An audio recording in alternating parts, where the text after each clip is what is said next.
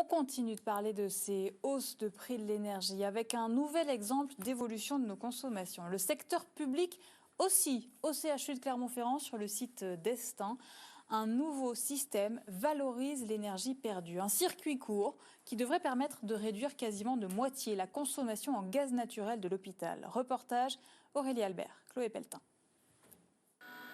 Pendant les épisodes caniculaires, les besoins en froid d'un hôpital sont plus importants, que ce soit dans un bloc opératoire ou dans la chambre des patients. Aussi, les installations énergétiques doivent être adaptées. Jusqu'ici, nous produisions l'eau glacée pour l'hôpital avec 4 groupes froids d'ancienne génération.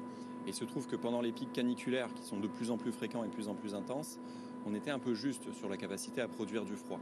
Donc il était nécessaire pour sécuriser la production d'augmenter la capacité. On l'a fait avec un nouveau groupe de nouvelle génération dont le rendement est plus performant. Il permet d'augmenter de 20% la capacité de la production de froid et surtout, la chaleur dégagée par ce système est réutilisée par l'hôpital. La pompe à chaleur va nous permettre de valoriser l'énergie récupérée par le biais du groupe froid et l'injecter sur le réseau de chaleur du NHE.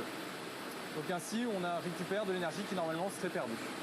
Le NHE, ou Nouvel Hôpital Estaing, devient alors son propre producteur d'eau chaude, ce qui permet aussi de diminuer la consommation en gaz naturel et en électricité.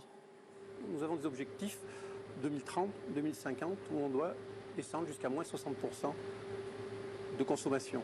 Donc pour mettre ça en place, il va falloir qu'on mette le pied à l'étrier et qu'on commence. Et nous, grâce à ce système, on va attaquer à peu près à 27%. Ce qui fait que déjà, en fait, on est un peu en avance sur les autres. Avec ce système, 965 tonnes de rejet de CO2 seront évitées par an, l'équivalent de 5 millions de kilomètres effectués en voiture.